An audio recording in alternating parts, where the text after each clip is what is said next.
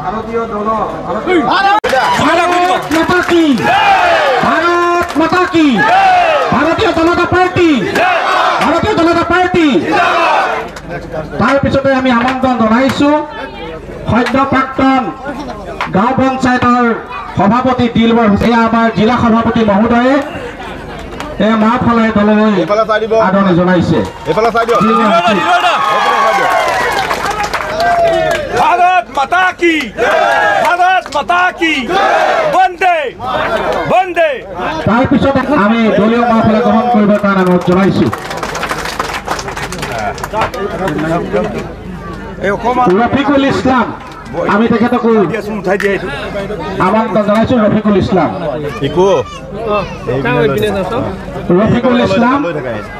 আমি ৰঞ্জিত কলিতাৰ পৰা দলীয় মাহফলা ল'বৰ কাৰণে অনুৰোধ জনাইছো।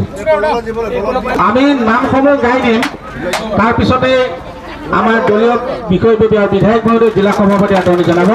এয়া আমাৰ কুমলীয়াৰ বিজয় চাপকটা বিজয়দা আমি তেখেতক দললৈ আদৰণি জনাইছো। भारत माता के भारतीय जनता पार्टी সুরজামাত আমিরুল ইসলাম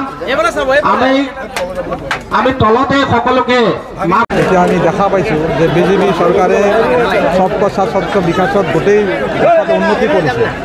আমি নিশ্চয় আমি মানুহখিনি পিছ পৰি আছোঁ। গতিকে ৰাইজৰ স্বাৰ্থত আমাৰ অঞ্চলৰ উন্নতিৰ কাৰণে আমি বিজেপি দলত যোগদান কৰিছোঁ। কংগ্ৰেছ দল এৰা কিবা কাৰণ দলীয় নেতৃত্বৰ কিবা আছে নেকি? দলীয় নেতৃত্ব মানে আমাৰ বিশ্বনাথ সমষ্টি আপোনালোকে জানেই যে আজি প্ৰায় 5 বছৰৰ প্ৰায় বেছি 10 বছৰৰ প্ৰায় দলীয় কামত ভাৱ লৈ পেলাই মানে খোৱা কামৰা হৈ থাকে।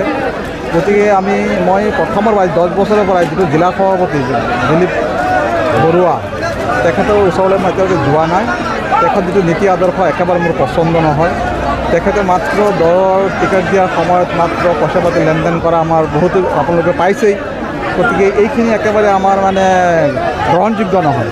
গতিকে এইটো এটা কাৰণ যে দিলীপ বৰুৱাৰ নেতৃত্ব কংগ্ৰেছ দলে একদম ইচ্ছা নাছিল বহুত বছৰৰ পৰাই আমি চালোঁ। গতিকে ওপৰ কৰ্তৃপক্ষই এই বস্তুটো চেঞ্জ নকৰিলে আৰু আমাৰ ৰাইজৰ স্বাৰ্থও দেখা পালোঁ যে ৰাইজৰ বহুত পিছ পৰি গ'ল আমাৰ অঞ্চল। গতিকে ৰাইজৰ স্বাৰ্থ আৰু আমাৰ অঞ্চলৰ উন্নতিৰ কাৰণে আৰু দলীয় বিসম্বাদৰ কাৰণে মই দলটো ত্যাগ কৰিবলৈ বাধ্য হৈছোঁ।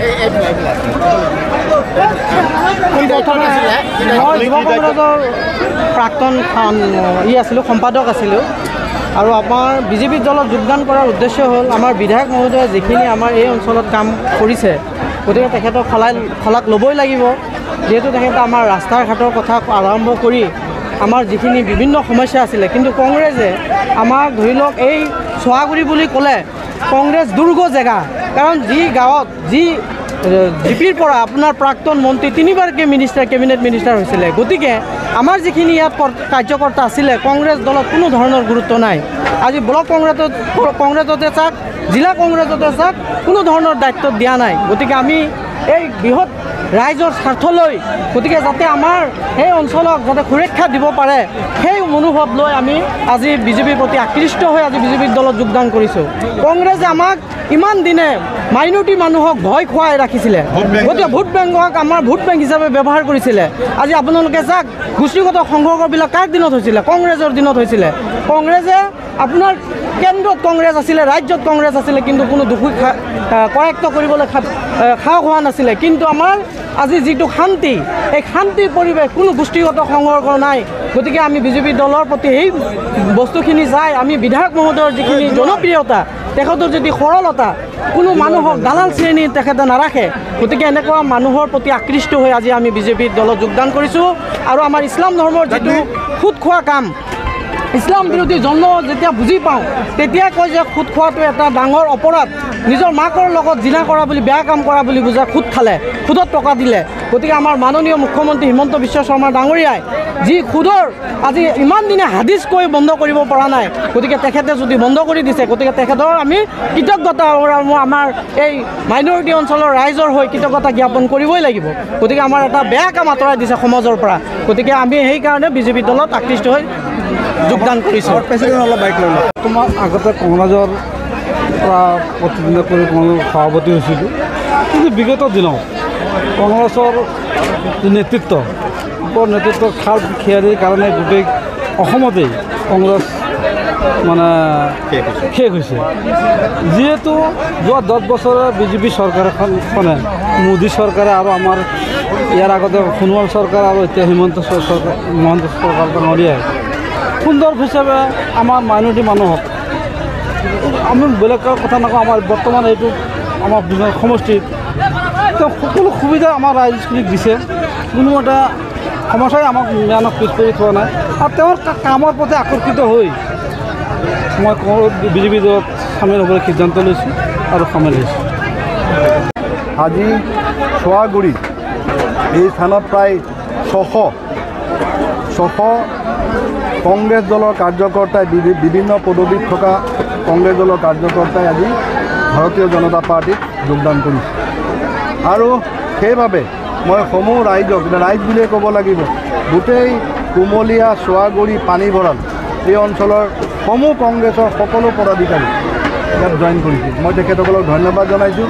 মই এইবাৰ আশা কৰিছোঁ, যিহেতু নিৰ্বাচনসমূহত আমি ঠাকুমঠা মণ্ডলত জয়ী হৈ আহিলেও এই অঞ্চলত আমি ভোট একেবাৰে নাপাওঁ। গতিকে এইবাৰ আশা কৰিছোঁ আমি এই অঞ্চলতো আমি ভোট পাব আৰু বিশ্বনাথ সমষ্টিত মিনিমাম 1 লাখ ভোট আমি পাম বুলি আমি আশা কৰিছোঁ। আৰু এই যোগদান কাৰ্যসূচী সুচাৰুৰূপে চলাই নিয়াৰ বাবে দলৰ সকলো পদমৰ্যাদাৰ বিষয়ববীয়াসকলক মই ধন্যবাদ জনাইছোঁ।